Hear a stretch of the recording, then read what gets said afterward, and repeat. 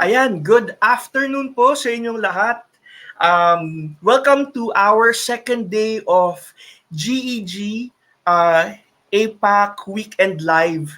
So, ito pong webinar na ito ay sabay-sabay po na nangyayari in different countries in Asia Pacific po with the Google Educator Group. So, ayan po. So, right now, nasa second day na po tayo and we're already towards the end of our second day. Pakilala po ako. Ako si Adrian Cruz and I am the GEG leader for GEG South Manila covering Parañaque, Las Piñas, and Muntinlupa. So ayan po. I will be discussing lights, camera, action, how to create impactful DIY videos for distance learning. So this is actually, I think, my first or second time to really talk about itong creating videos. So sa mga nakakakilala po sa akin or nakaka-recognize sa akin, ako po ay gumagawa ng mga YouTube videos or content sa YouTube about various edtech tools that teachers can use to upskill, to improve their teaching strategies. Lalo na po ngayon na tayo ay still implementing distance learning. So ayan, again, sa mga nanonood po ngayon, magandang hapon po sa inyong lahat. Maraming salamat po for giving time and giving interest in this session. Ayan po, no?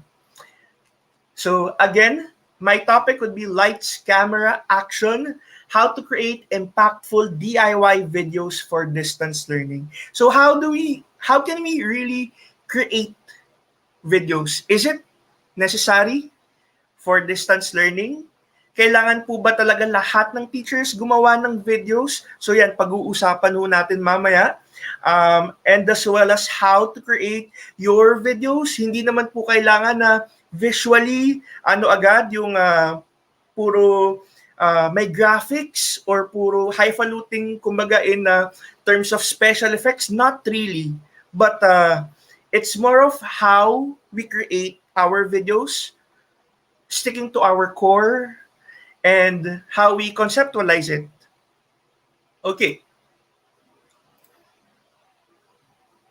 Ayan. So, right now I have a question. What skills have you acquired from this pandemic? So, in this session, I'll be asking people some questions, no? So, medyo magiging interactive tayo ngayon. So, right now, what skills have you acquired from this pandemic? So, we're already in this state for more than 6 months already, going, ilan na ba? 8, 9, mag-1 year na. So, since March, ano na po ba ang mga na-acquire natin na mga skills? Or ano na ba yung mga natutunan natin so far? Because I think, especially during the lockdown, ang daming free time. Kung hindi man free time, ang daming time spent on social media, time spent on YouTube, learning about different skills, tama?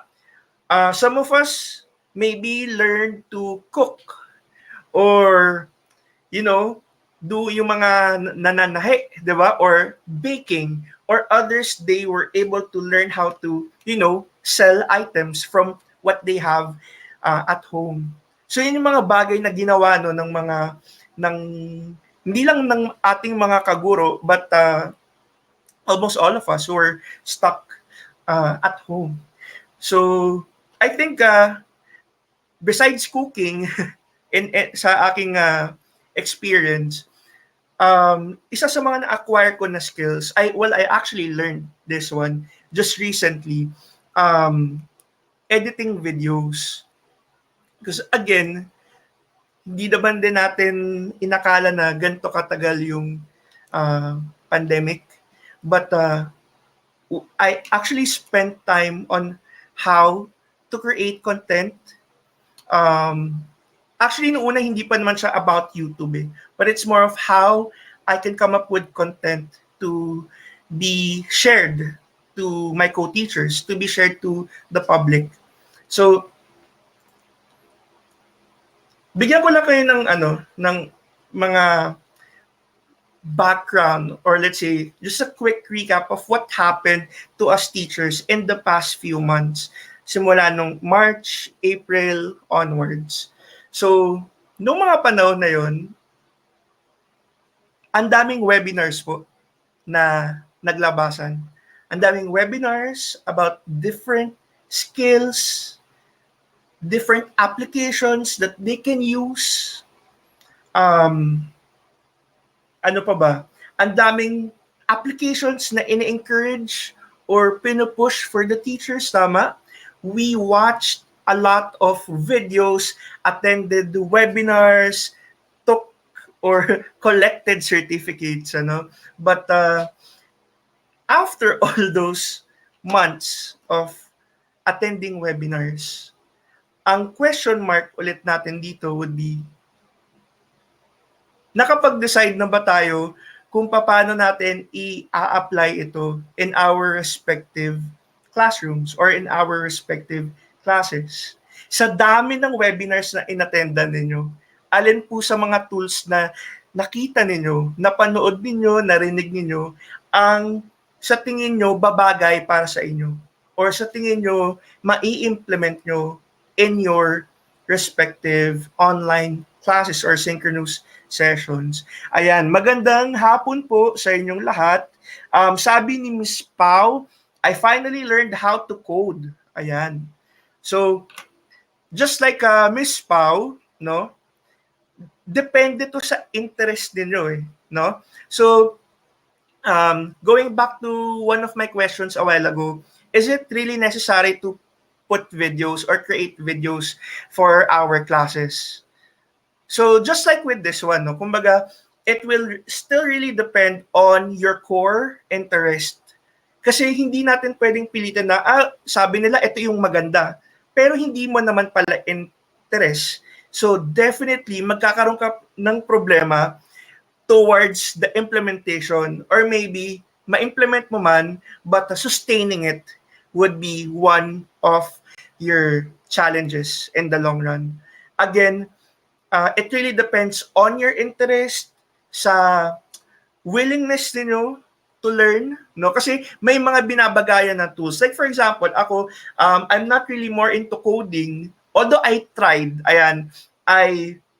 to purchase devices even before because it's, well recommended. Kaso hindi kaya ng aking ng aking brain cells, ano. So, but again, it depends sa strength and interest ng teachers.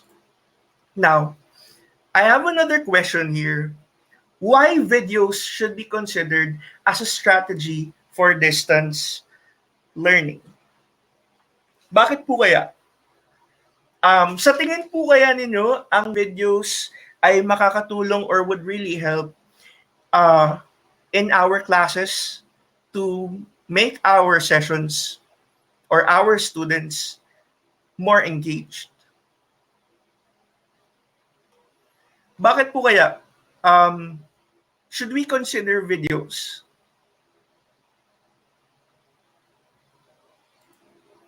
Bigyan ko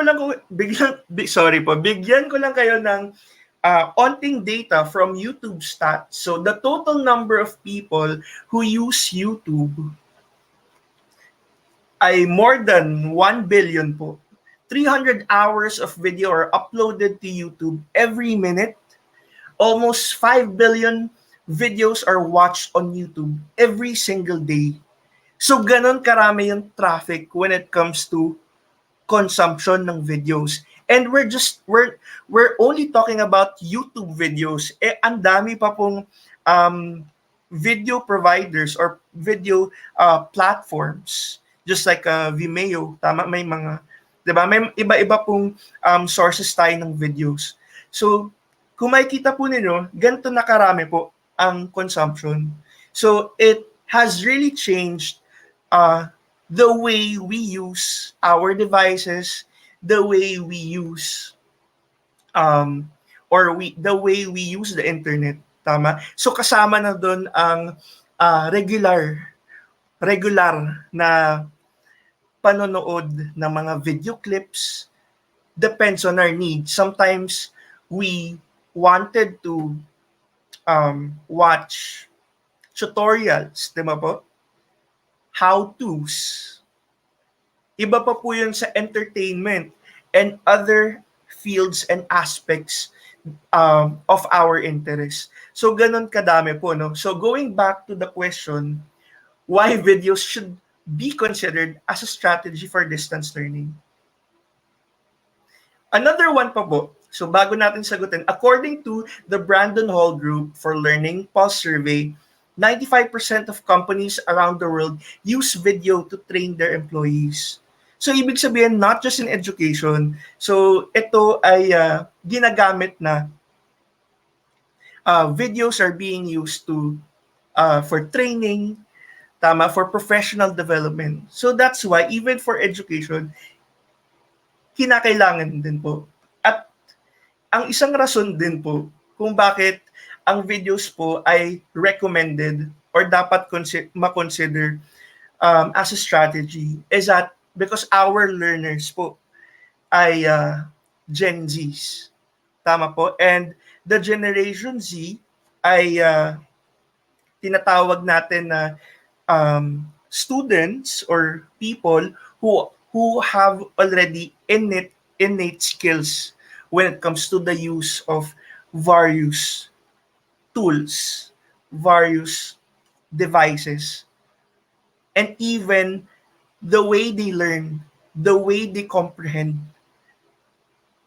Marami po doon ay galing sa YouTube, galing sa iba't ibang multimedia platforms. Ayan. Now, my other question is, why do learners love videos? Meron po kaya ba ditong ayaw ng videos?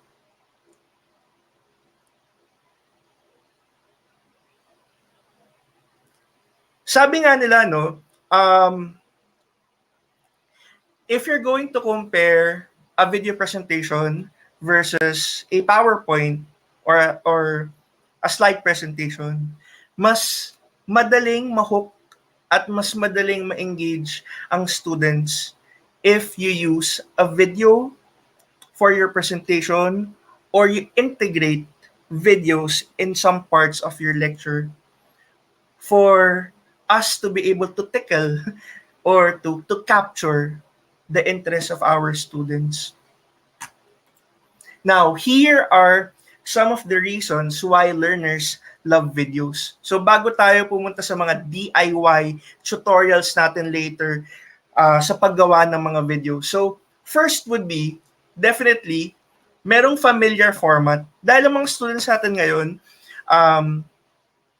are already online. They're used to watching videos, clips, tama? So, hindi na mahirap sa kanila when we inject videos for learning. Number two, it's more interesting. Now, it will definitely depend also sa teacher. Kung yung video na mapipili nyo ay akma sa interest ng students, or the other one would be if the video is, strategically ginawa for the students. For example, making it short, not too long, tama, mas concise, mas detailed, or maybe mas entertaining at the same time. Number three, there's also increased control over the learning. So meaning, when you give videos to your students, for example, as assignments or workload at home. So, ibig sabihin, you also give your students the opportunity to have control over their learning. Meaning, not maybe to watch the video at this moment, but for at a specific time frame. So ibig sabihin, we also give our students the opportunity to learn independently and at their own pace. The other one is crisp and succinct. So meaning, ito naman ay depende rin sa mga videos na napipili ninyo, or if you're already doing your videos, depende yan sa mga sounds, styling na ini-implement ninyo in your videos to make it more interesting for your students. And the other one, just in time and on-demand learning. Now, isa pa pong tanong, dami kong tanong, sana po may mga sumasagot sa ating chat section. How many minutes do you spend for a synchronous class per day? So papasok na po tayo sa gaano ba kahaba ang isang synchronous session ng isang klase po ngayon. More or less, yung range.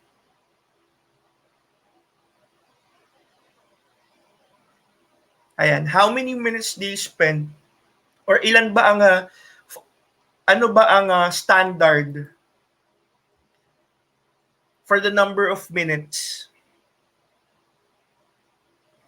for a synchronous class?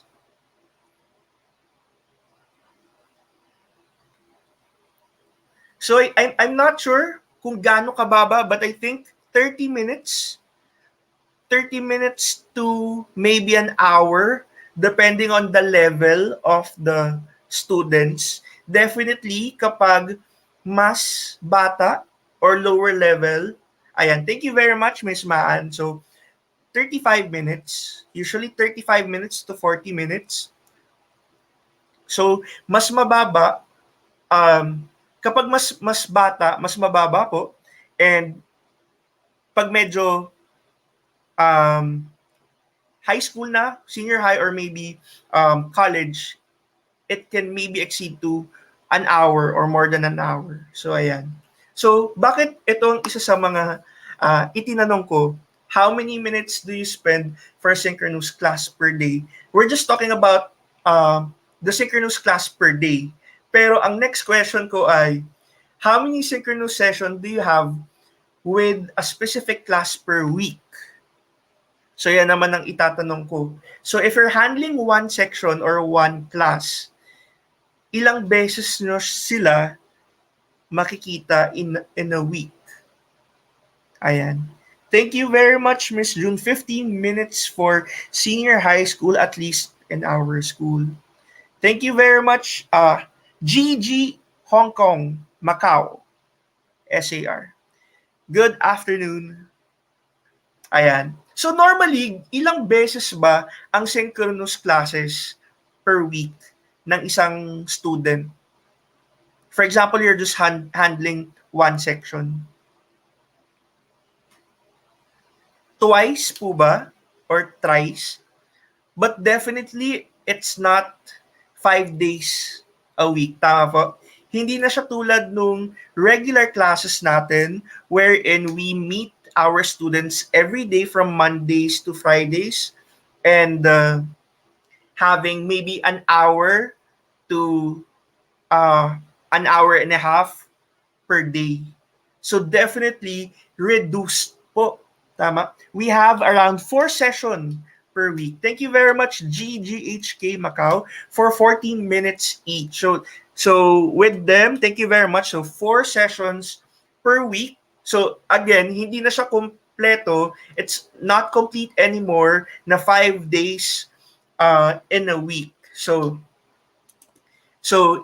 it means reduced the number of days and hours spent for our students ay mas mababa or lesser because everything is being done remotely.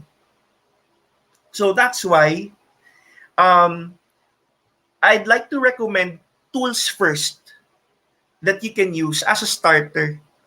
Bakit po? So going back to the discussion a while ago, the past few months, ang dami na nating tools na ginamit. Ang dami na nating tools na tinry gamitin. Ang dami na nating webinars na inattendan.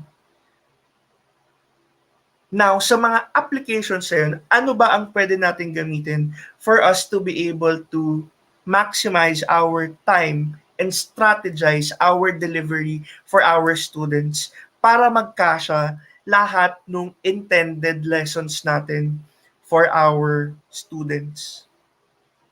So right now, the first two tools na pwede natin gamitin would be Screencastify.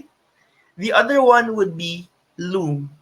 Again, for the teachers, I will not really recommend this if you're still in the stage wherein you're still familiarizing yourself with your device, or maybe still having a hard time when it comes to um, manipulating or using some other basic tools. So, ang ibig kong sabihin dito, hanggat hindi nyo nararamdaman na komportable na kayo sa mga basic tools na ginagamit ninyo, pwede nyo muna tong hindi gamitin, yung Screencastify and Loom. But then again, since our skills, our interests as well, they're growing, tama, yung needs natin, it's also growing. So that's why kapag naramdaman nyo na, I wanted to learn other tools that maybe I can use to maximize my teaching and my time for my students.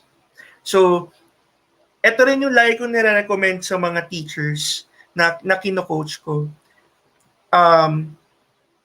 Kapag naramdaman na nila yung mastery or they've already felt comfortable dun sa implementation nila for distance learning, now they can already try Screencastify and Loom. So these are just basic video recording applications that they can download. So ito po, pwede nyong i-download ito for free. Now, I have here some screenshots. Now,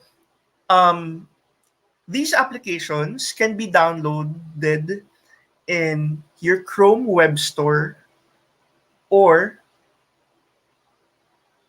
the G Suite Marketplace. So we have two websites that we can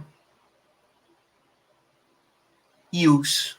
So for example po, I'll try to exit my presentation. So if I want to download these tools, I would just have to go to the waffle icon sa upper right corner ng ating screen.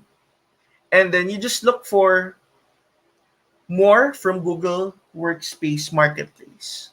So when you click this, you will be redirected to parang App Store. So you can choose any applications or third-party tools here to integrate in your Chrome browser. But specifically for Loom and Screencastify, you can download this in the Google Workspace Marketplace. The other one binanggit ko, nada-download din siya sa Chrome Web Store. Bigyan ko lang kayo ng overview about this two websites. Ano yung difference ng Chrome Web Store tsaka ng Google Workspace Marketplace? So, yung luma na download store would be the Chrome Web Store.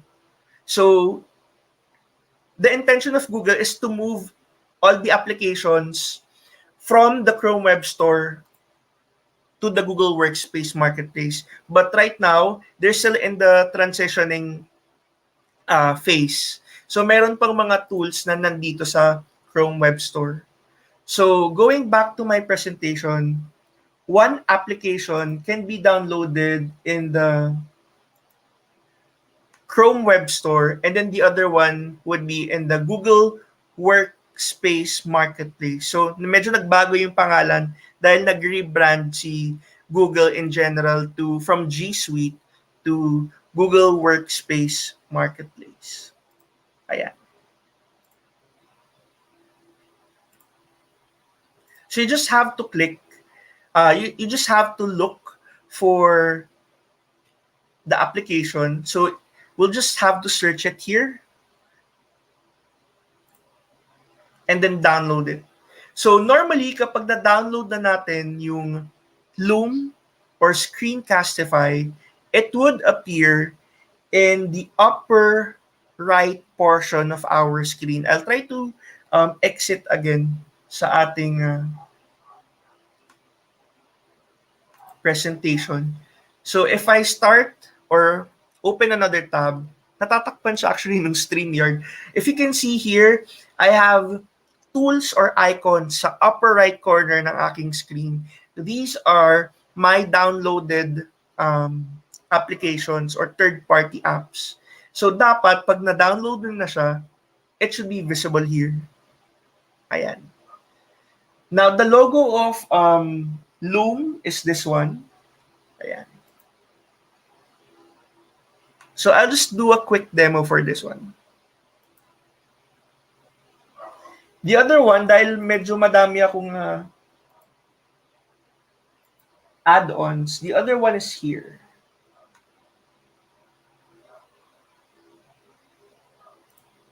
Sige, ito muna.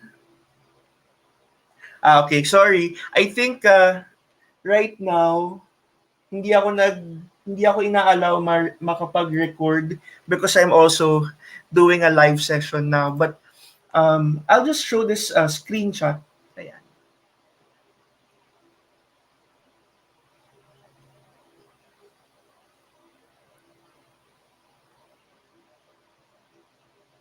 Ayan. So if you can see here sa unang picture natin sa left side, I have here yung Loom. So if we click this icon, ito po yung mag-a-appear.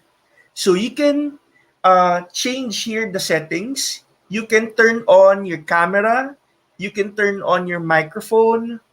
You can record whichever screen na pinili ninyo. And then you should see your face sa may bottom left portion ng inyong screen. So if you want to record your lectures, you can do this with your face para meron pa ring representation, and then your slides. You also have an option to close or not include yourself. So kung audio lang, okay lang. It depends on you. And then you can drag your camera anywhere in the screen. So namumove naman ito. So this is Loom. The other one naman would be Screencastify. So the Screencastify would have this logo, pink logo. Now it's also similar to Loom. So if you click this one, ganito rin kaliit yung parang toolbox na lalabas for Screencastify. And again, you will have to enable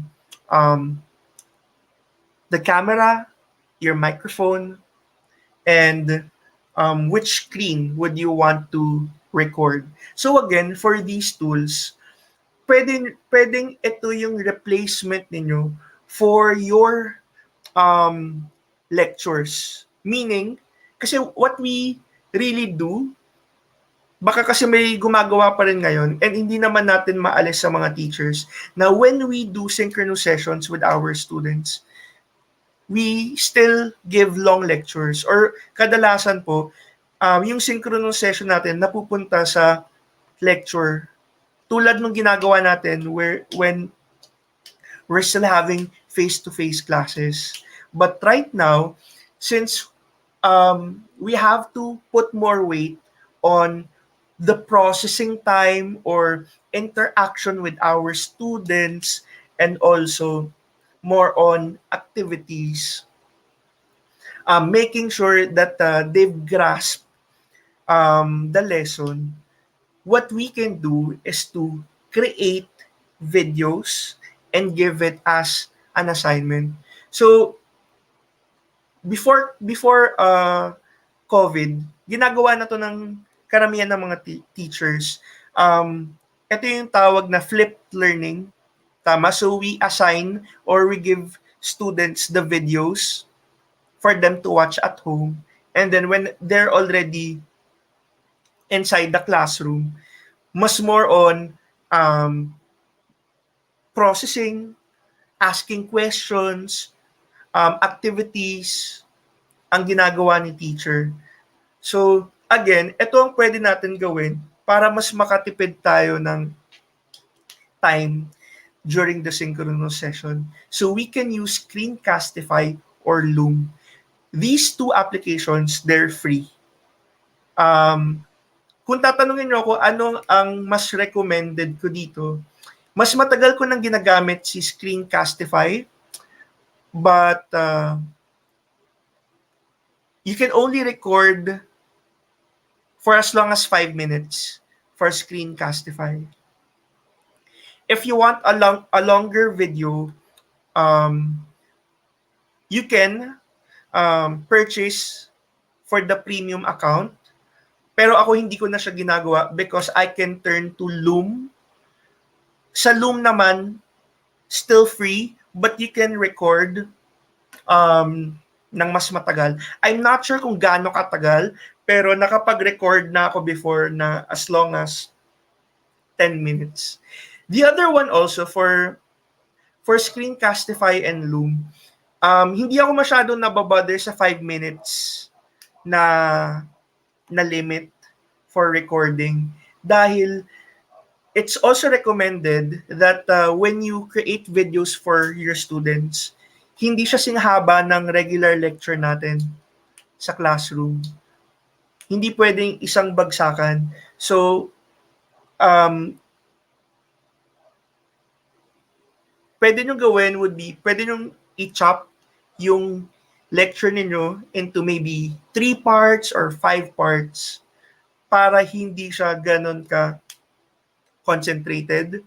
And then the other one, we also try to consider the attention span of our students. So yan. So again, we have Loom and Screencastify for basic videos. Ayan.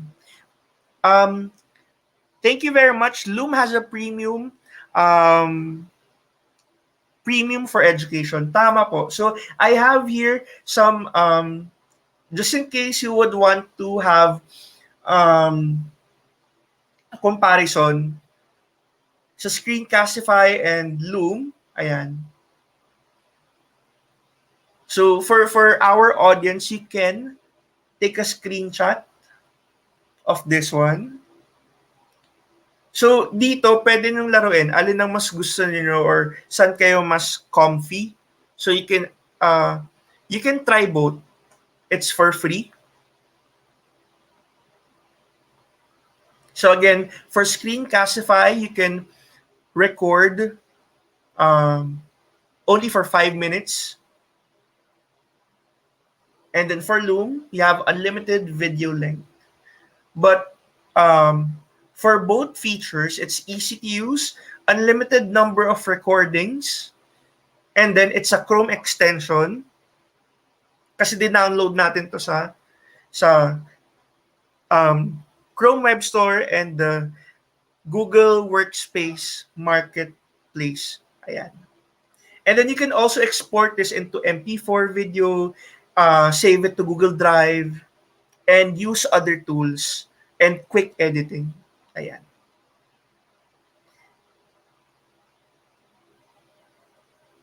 So I'll try to check some of the comments here. Ayan.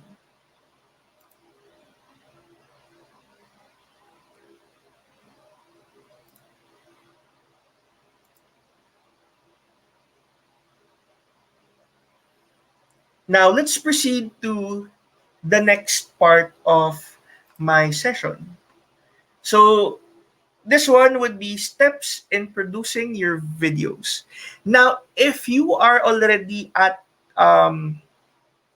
for example, yung phase na you would want to level up your videos, may iba tayong pwedeng gawin.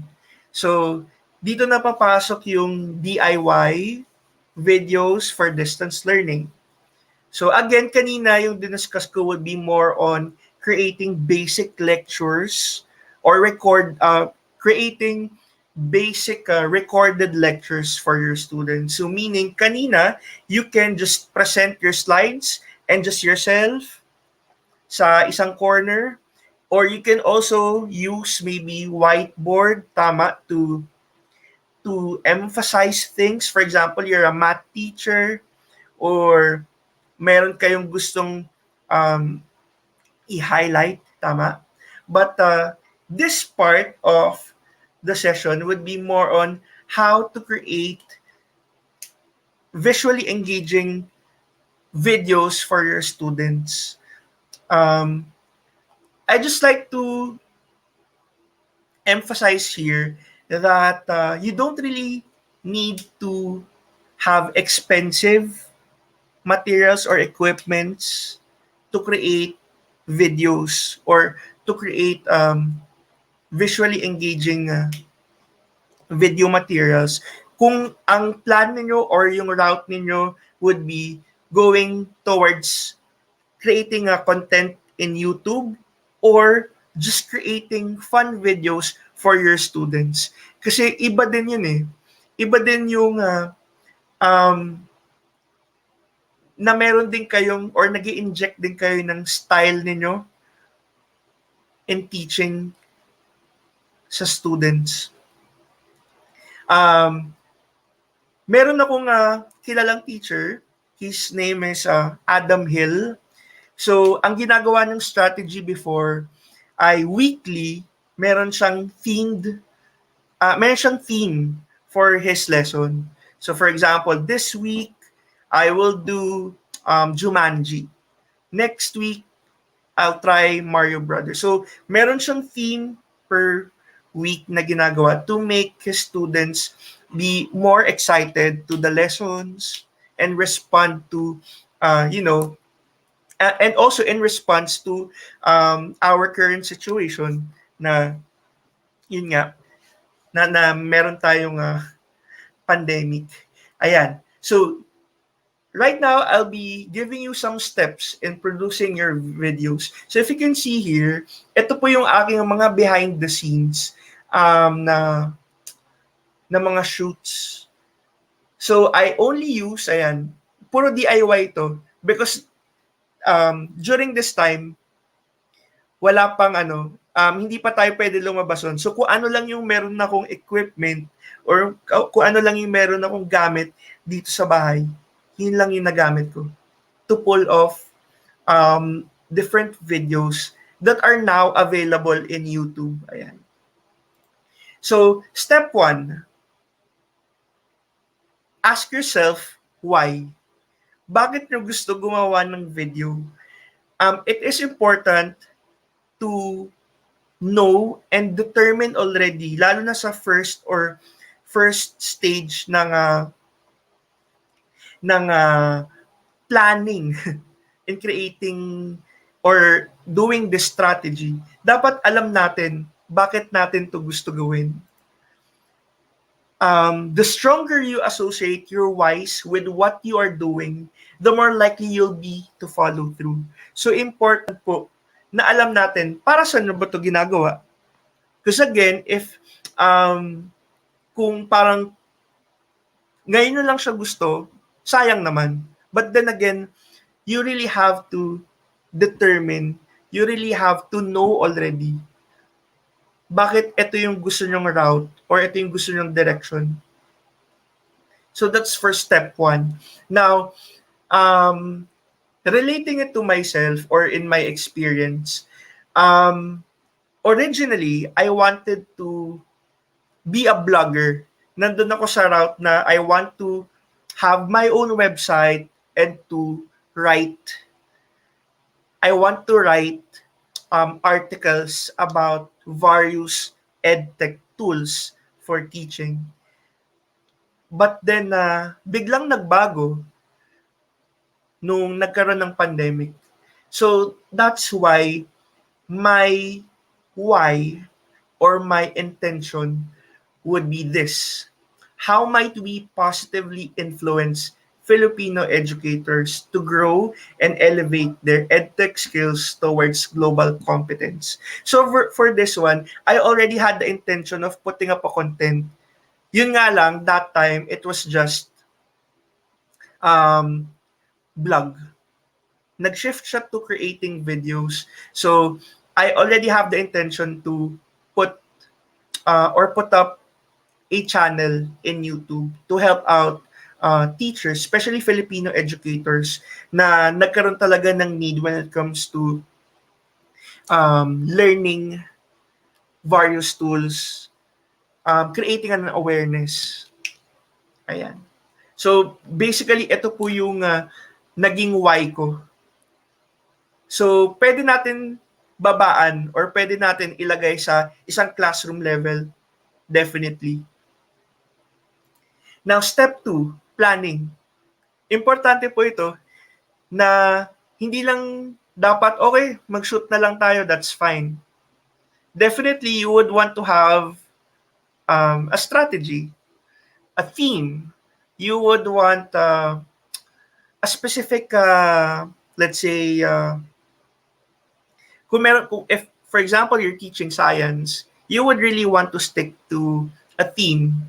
Meron kang format na gusto mangyari. And you would want to have something uniformed and sustainable all throughout. So, importante na meron kayong planning. Kasama po sa planning yung pagtetest ng sarili when it comes to test shots, angles, backgrounds. Right now, medyo mas madali because it's all indoors. Unlike before, we would really have to choose locations or sometimes would really go out to shoot. So again, step 2, importante po talaga na may planning. As much as possible, I think nung time ko, I would shoot mga clips and then after that, I would show it to my co-teachers, show it to my mentors, and ask them, okay ba to? Ano ba yung pwedeng baguhin? So, it took some time as well bago siya na-take off sa aking YouTube channel. So, I was already doing this around December or January of 2020. And then, my first video took off around April. So, medyo matagal siya because I wanted to, when it comes out sa channel, gusto ko medyo pulido siya. Step 3, script and storyboarding. So I've put here my actual scripts. So I do script writing and I do storyboarding because we would want our videos to be concise. Gusto natin wala na tayong since we're already making videos, tama, wala na yung mga wala na yung mga unnecessary words or unnecessary na mga nasasabi natin in a face-to-face, let's say, interaction or lecture. So again, this will keep you on topic and help you create a concise video. So with my videos, I do memorize some parts, and then meron siyang ilang takes. Hindi siya all throughout, and then what I do, kinakat ko siya, and then pinagdidikit-dikit ko siya in the editing phase. Ayan. Next would be also for this one, for the delivery as well, keep it casual. So that's also important na your delivery would be still at a conversational language so that it would be natural. and it will be more engaging for students. Because sometimes if you try to pretend or try to come up with a different, you know, um, not naman different character, but it's more of if you try to project, ayun, na iba sa video and iba sa personal, it would still be difficult to sustain it all throughout. Next would be you have to keep it short. Mas importante pa rin na na concise siya. And kung makikita niyo sa mga videos, kapag ang video po ay humaba na ng 10 minutes, humaba na siya ng 30 minutes, yung mga tao hindi na nila tinatapos yung video. So, you try to make your videos also short. Ayan. So, that's for script writing and storyboarding. Importante po yan na visualize nyo muna kung ano yung gusto nyo mangyari para na-hit nyo yung objectives nyo. So, if you can see here, ito yung gusto kong design. Even my designs, ay dinodrawing ko din siya or nilalagay ko siya. So, kung makikita ninyo, ito yung output ko, no? Medyo tumama siya sa gusto ko or na-envision ko. Based doon sa script or storyboarding and doon sa actual output. By the way, teachers or sa mga nanonood po ngayon, etong editing po na ginagawa ko, natutunan ko lang din po sa YouTube just this year. So, it was also the time na nung nagkaroon ng lockdown, I was so busy trying to learn editing styles, tools. Ayan. So again, step 3, that's script and storyboarding. Step number 4, gather your equipment, or if you have extra budget, you can invest on the right tools. So dito, nung nag-start po ako, these are my equipment. So I only have kumot. So, nung nagre-research ako about this one, because I wanted to implement yung green screen or chroma key. So, that's the term if you want to implement yung green screen in your videos. So, you can use a green background or blue background. Kaya nga po, di ba, may green screen. But in this case, pwede rin po yung excuse me, pwede rin po yung blue. So, sa principles ng blue and green backgrounds, pag low light po, medyo tumetechnical ako ng onte, pag low light, pwede nyo gamitin blue. Kapag yung mas maliwanag, doon tayo sa green. But anyway, either of the two, it will still work. Siyempre sa mga talagang high-end na mga may production talaga, they can shift from blue to green background. So kung makikita niyo yung mga behind the scenes ng mga movies, 'di ba? Mga sci-fi. So they either have green screen or yun nga minsan meron silang blue. So alam niyo na pag low light blue, pag medyo mas maliwanag na scenes green. Since ako, ang gamit ko lang naman po ang location natin ay kwarto. So nasa low light po tayo. So ayun. Ano po ang gagana? So, nagkataon lang na ang wall ko ay kulay blue. So, I tried shooting with just this wall without the blanket. So, nangyari, since the paint, glossy siya or gloss type, when I edit my videos, naiiwan yung shiny na part. So, that's why I resorted to using this blue blanket. So, nag-try din ako na mag-shift ng ibang parts ng aking kwarto for shooting. So, my room has become a room/studio for shooting my content. So, yan po siya. And then, I just used what I have. Merong ilaw, onte. Tumapat din ako sa ilaw ng ceiling, kasi importante na meron kang ilaw eh. Otherwise, sa video ninyo, medyo madilim. Next, for the camera, ano po ba ang gamit ko na camera? So I'm only using a camera phone. Hindi po high-end na cellphone. Basta as long as working yung camera, updated naman ang software, and can still connect to the internet, then that's fine. So, I'm using a Samsung phone, and then the other one, just for a backup, I'm using a Xiaomi. So, dalawa, just in case lang, meron lang akong backup.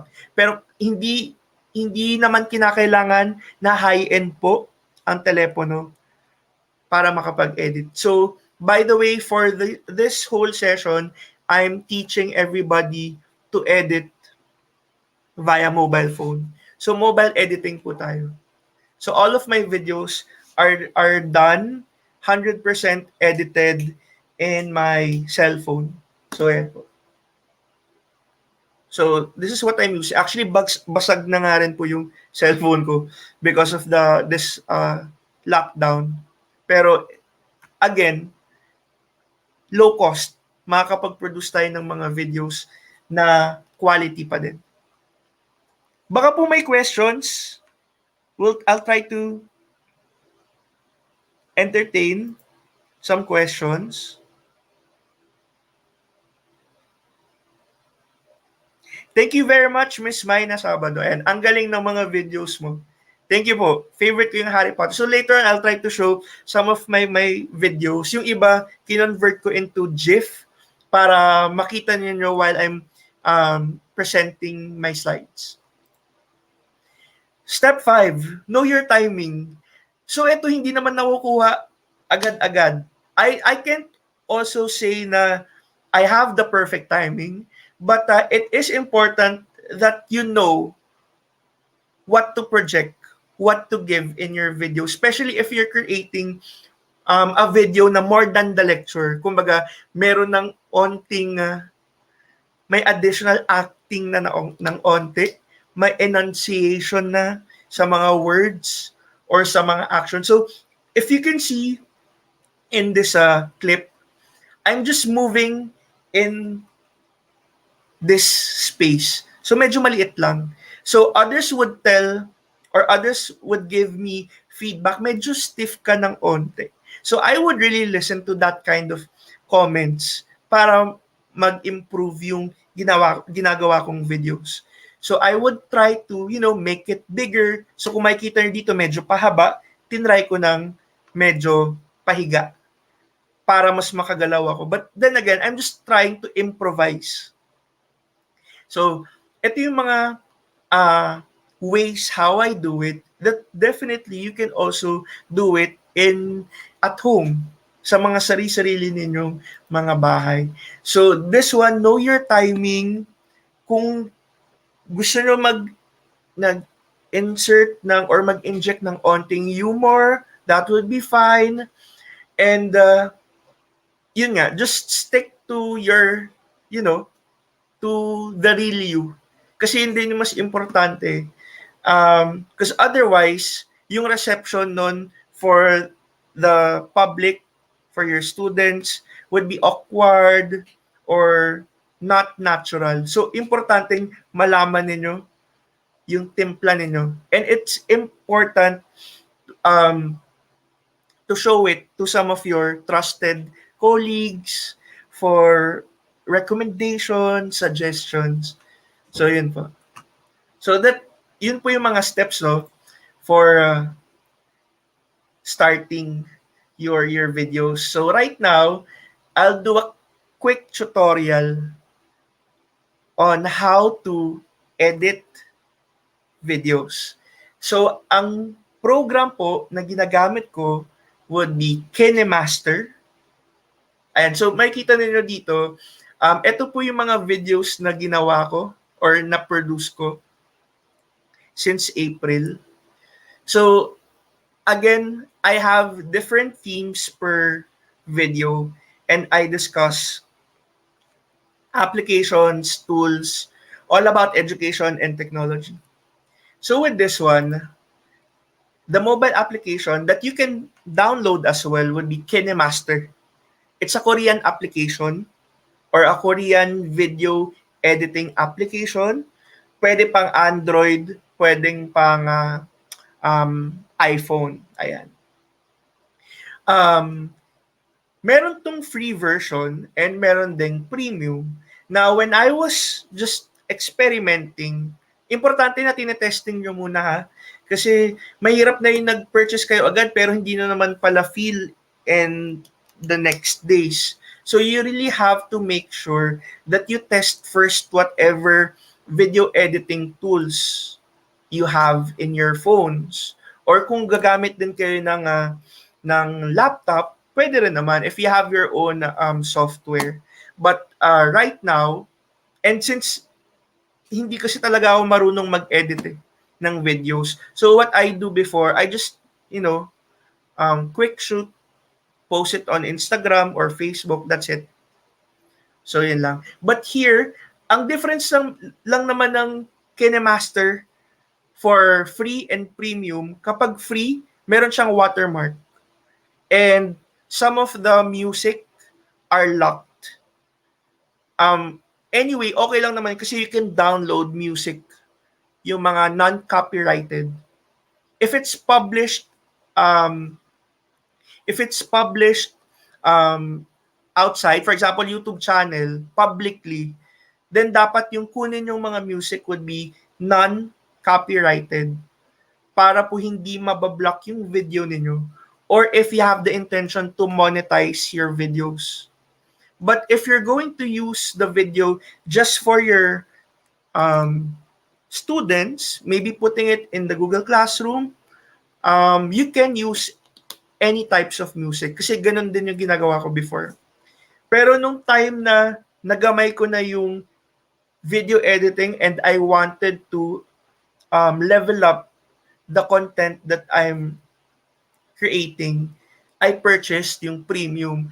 I just don't remember how much yung exact for the premium version, pero nasa 200 plus when I started last year. And then, parang nag-change yung rate, mga 180 plus. More or less, sa ganong range po. So, try nyo na lang isipin na if you're going to do or purchase yung premium, para kayo nagpapaload, siguro ng mga 200 pesos a month for that one. But then again, if you're not going to create videos ng weekly or kung paminsan-minsan lang naman, then I can just recommend you using the free version. Ayan. So this is Kinemaster. Now, you can download this again in the App Store or sa Google Play if you're using an Android phone. Now, everything here would be finger editing unless you connected your cell phone to maybe Bluetooth devices for mouse and keyboard. So with this one, ito po yung mga features na pwede niyong gawin. You can do blending. Meron siyang 8 different blending options for videos and images. So parang yung mga nakikita natin sa regular editing tools or video editing tools, pwede rin magawa in a mobile phone. Kasi minsan, underestimated ang mobile phones or mobile devices. But actually, with mobile devices, you can also do similar videos to compared kung i-compare natin sa software or via laptop or computers. The other one, you can also reverse your videos. Definitely, you can produce or render high-resolution videos. Ganun pa rin po yung ginagawa ko. But in this case, you have to make sure that you have enough memory. Doon naman, kung gagamitin yung cellphone niyo, kailangan medyo may space ka to create high-resolution videos. So you can choose kung low-res, okay lang naman. The other one is video layers. So you can come up, diba, sa regular editing or sa Photoshop, di ba, we do layers, tama, of the designs. Parang ganito rin yun. So we do layering of each video clips you want to combine. So, po-proceed tayo doon. Then the other one, yung principle of making a different background, that's called chroma key. Ayan. Use chroma key to composite 2 or more videos, including medyo technical na siya, pero with chroma key, again, dapat pag nag-shoot kayo, ang background nyo either blue or green. So yun po. Kaya ang gamit ko, blue na tela.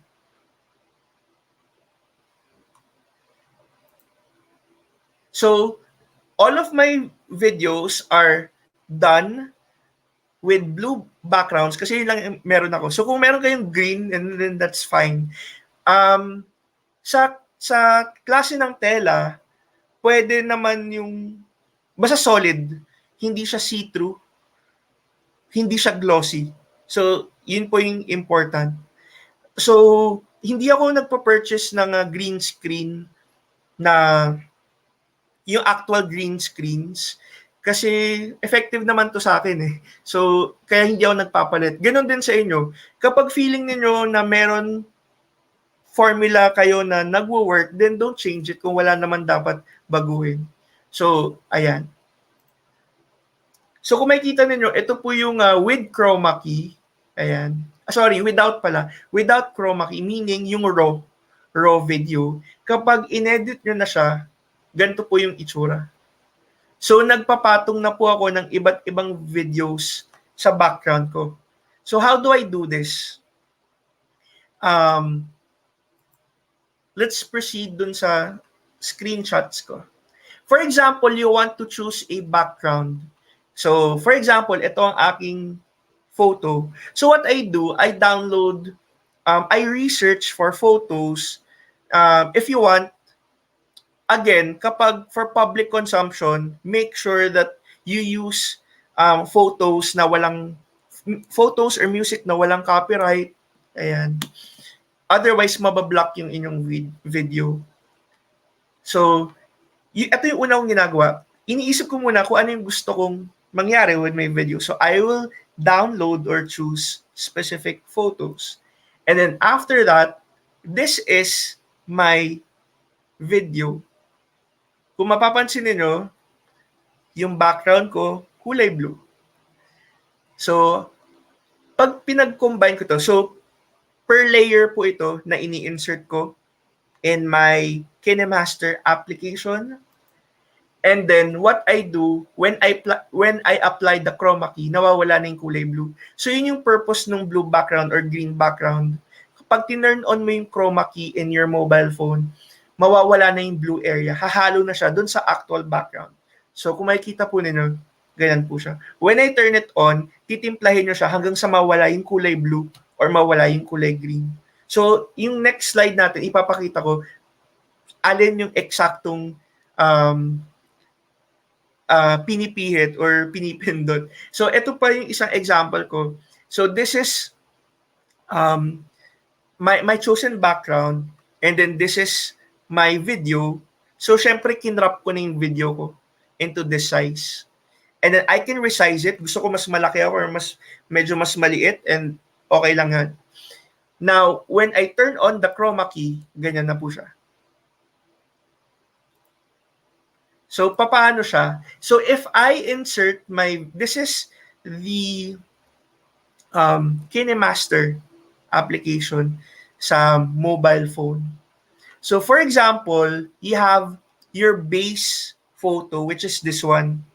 Ito yung pinaka-base ninyo. Kumbaga, ito yung pinaka-papel ninyo. Ito yung pagpapatungan ninyo ng lahat ng elements na ilalagay ninyo or layers. So, when you have chosen your background, ayan. So, kung makikita ninyo, the first few seconds will be black and then going to yung background picture na. So, I insert my videos, yung sinushoot ko, ito na po yun, per layer. So, ini-insert lang po siya. How do I insert that? So, you just click this one, yung mga buttons po dito, you have your layer, media. So, dito, you can insert yung mga pictures, yung base ninyo. Ito, yung nasa pinakataas. So, you can click media to insert your chosen pictures. And then, yung layer po, ayan. So, you insert layer and then you choose the video that you want. So, from there, I just do cropping. Kinakrop ko, pinuputol ko yung mga unnecessary words or unnecessary actions, movements na nagagawa ko in my video. So, that's why merong take 2, take 3, depends on how you have prepared before taking or before shooting. So, kung makikita ninyo, I have various clips. Pinagdudugtong ko lang siya.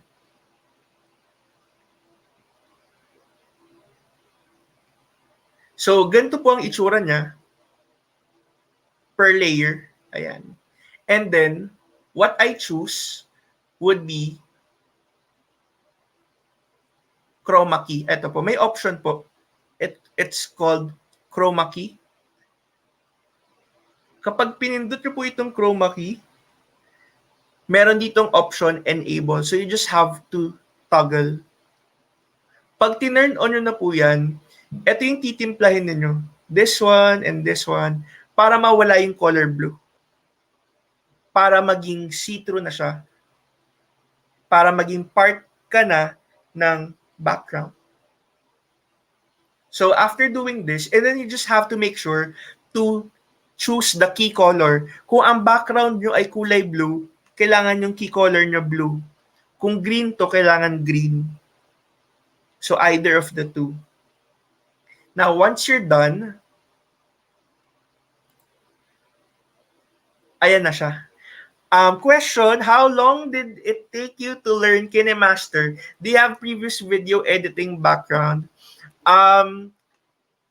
For the others who are my friends in Facebook and in Instagram, makikita nyo doon yung journey nung aking mga stories and some of my earlier posts. So, I think learning the Kinemaster, this one, it depends on the interest eh. Pwede siya kasi hours lang. Pwede siya hours lang. Madali lang siya talagang maaral. So, I'm already doing nag-edit na ako before, pero yung editing ko parang ano lang, walang mga graphics. Parang dikit-dikit lang ng mga videos. That was wala pang COVID, so lahat yun outdoors. Pero nung pinag-aralan ko tong Kinemaster, oras lang po eh. Hanggang siguro when I learned it, siguro 1 whole day or 2 days, parang ganun. And then what happened was if you will observe my old videos compared to ngayon, mas pulido na yung mga videos ko ngayon. Siguro it's because also of practice. So yun. So in the earlier months, you can see some of my trial videos. So yung iba parang ano lang siya, out of boredom, out of yun nga. So mabilis lang siya. Mabilis lang po siya. So kung susundan nyo lang yung steps na ginagawa ko, kaya nyo na siya ma-edit tonight. Kahit seconds lang po.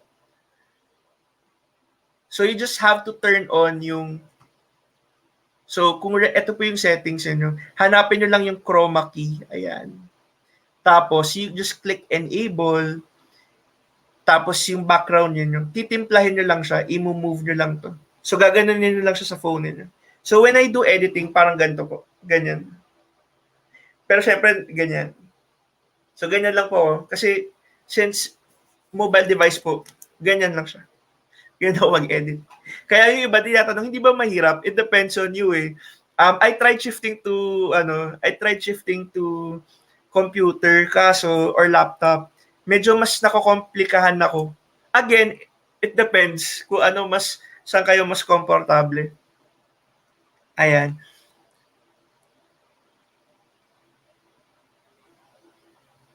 Okay, so moving on.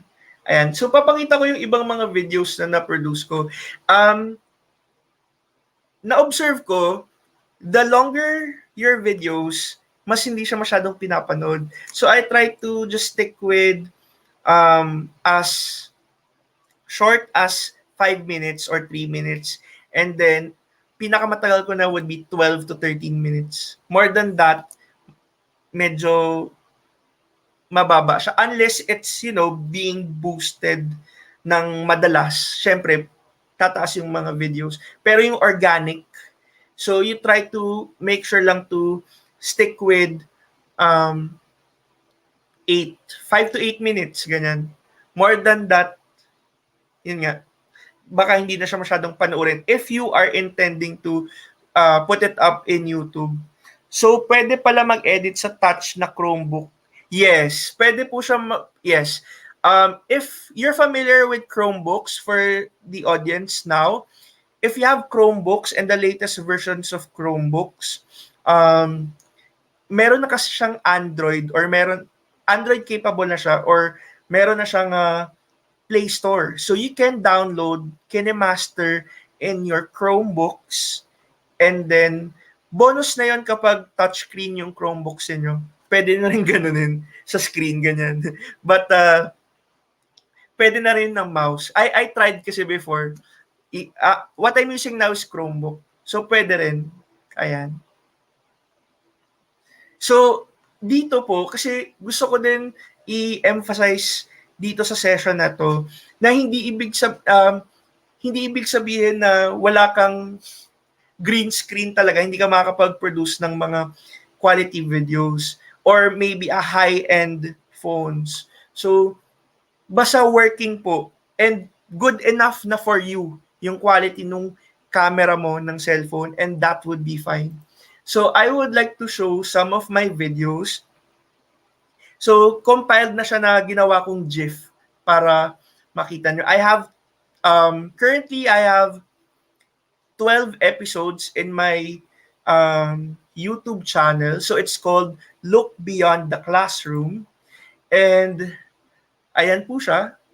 So, my advocacy is to help Filipino teachers to upskill, to learn more tools, lalo na ngayon that we're still on distance learning, and definitely when everything goes back, I'm pretty sure we're not going back to the traditional, pero more on the hybrid.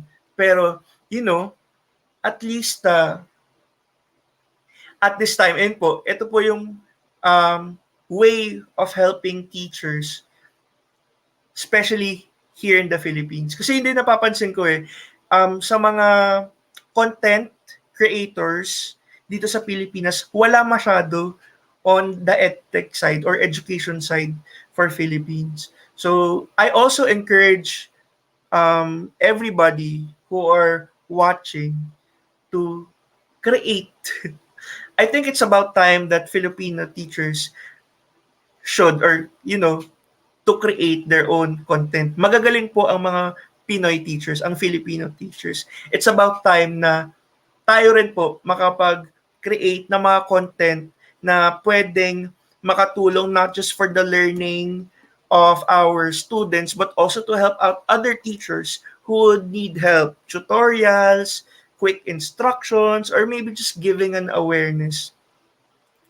So, ayan. So, makikita niyo, these are my videos. Nakaan na siya. So, I have different themes per video. And then I try to integrate the topic with the theme. So, yun, as much as possible. So, panoorin nyo po. Panoorin nyo po to. So, it's called Look Beyond the Classroom. I have their different tools, or I'm talking about different various G Suite tools and other third-party applications and updates. I do it regularly. Then, ayan, so kung makikita nyo, yan yung mga tinatry ko. And then, again, at the same time, don't be scared to experiment. Sa totoo lang, when I was doing this, walang music sa background ko, walang kahit ano. So, it's more of like trying to be creative at the same time. Kasi pag nilagay nyo na yung elements, yung nilagay nyo na yung music, tinanggal nyo na yung blue background, mag-iiba yung effect. So, yun, don't be scared to be experimental at this one. Masaya po siya. Masaya siya. Lalo na po kapag dedicated kayo to this kind of strategy. Ayan. So, ito po yung mga videos na na-produce ko. I have The Brady Bunch, Dragon Ball, even cartoons. I try to come up with these kind of themes kasi I would really want to connect the topic to the interest of my audience. So, ayan, Star Wars, Friends. This one naman was during the Philippine Independence Day and sumasabay ako sa panahon. So, alam nyo na po kung ano yung next kong video. So, ayan. So, I do How I Met Your Mother, video games. Sometimes I also listen to the suggestions of my colleagues. Maybe you can try this. Ayan. So, ayun naman. Then Tron. So, pwede nyo po yan panuorin in my YouTube channel. It's called Look Beyond the Classroom. And then, the recent one was Harry Potter. Then, Ghostbusters po. So, yun po yung mga current videos I have in my channel. For this December, abangan nyo po. And for next year, definitely, I would create more videos for everybody. Ayan po. So with that, I would like to thank everybody who watched this session. Sa mga hindi pa nakakapanood, you can share this with your colleagues, especially with those people na may interest in video editing. Madali lang po. Kahit wala pong background sa video editing, wala po akong background sa pag-edit ng videos, pero nagawa ko po. Definitely, kaya nyo rin. I'm reading some questions. Ayan. Sige.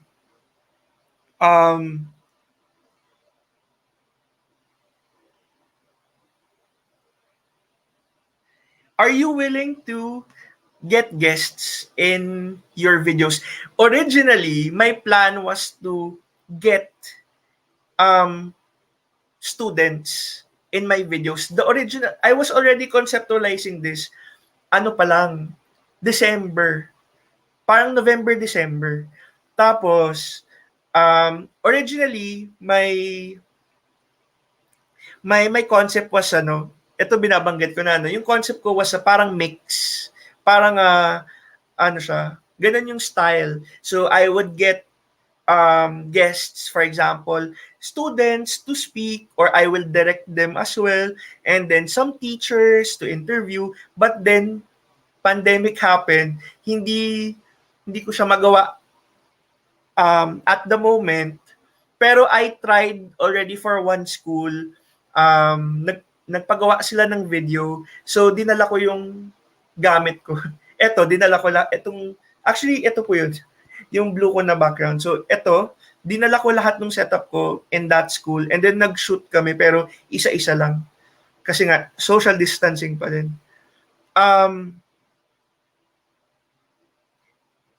Definitely, I am willing to have a collab. Ayan. Excited po ako doon kasi nga yun din yung isa sa mga naging plano before na would be getting guests as well, interviewing or featuring other teachers. Ayan.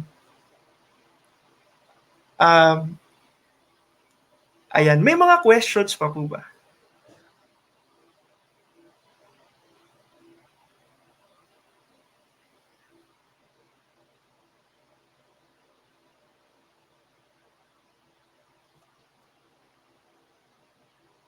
And time check, it's 6:22. Medyo almost 1 hour, 20 minutes na po tayo. But again, I would like to thank everybody who watched this session. Maraming salamat po. I hope you subscribe in my channel to get the latest updates. And definitely, Um, I'm willing to do collaboration also with other teachers and other people watching here. If you have any questions, you can also reach out. You can reach me in my YouTube channel and also in my email address. It's lookbeyondtheclassroom@gmail.com. With that, thank you very much po. I hope you enjoyed the session at magkita-kita po tayo sa susunod. Thank you very much po. Good night.